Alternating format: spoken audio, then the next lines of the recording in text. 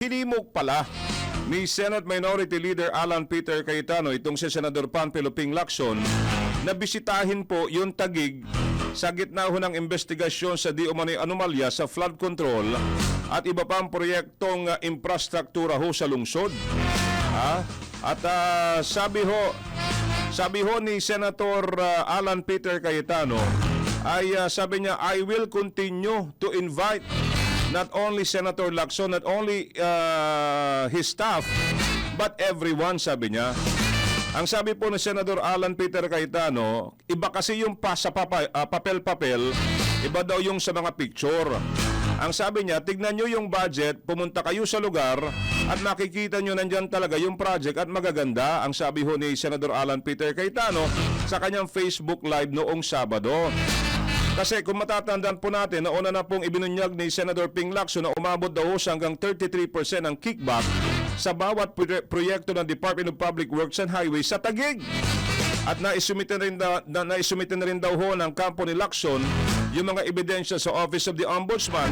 Sa kabila ng aligasyon ni Lacson, nanindigan ho itong si Senator Alan Peter Cayetano na walang ghost project sa Taguig. Ang sabi niya, full faith and confidence, and let me assure you, sabi ho niya, lahat ng allegations na binabato sa amin ay masasagot. At sabi pa niya, let me assure you na maayos dito sa Taguig. As I keep saying, to the best of my knowledge, sabi niya, walang ghost project dito.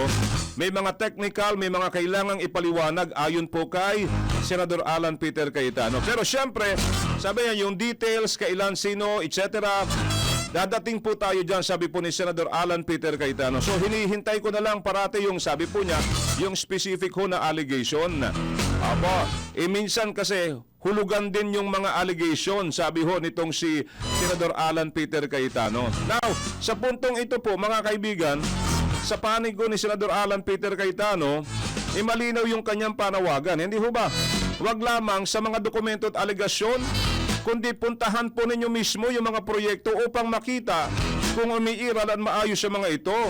Dahil para ho sa kanya, mahalagang maberipika sa aktual na inspeksyon yung mga infrastruktura bago humusga. At iginiit nga niya po na wala umanong ghost project sa Taguig at handa silang sagutin ang bawat partikular na alegasyon sa tamang proseso. Dito po, ang pinakamahalaga dito mga kaibigan sa usaping ito, ay isang patas, transparent at ebidensyang nakabatay na investigasyon upang lumabas ang katotohanan at mapanagot ang sino man magpapatunay nagkasala kung mayroon man, di ba? Oo. Puntahan ninyo. Hindi lang yun.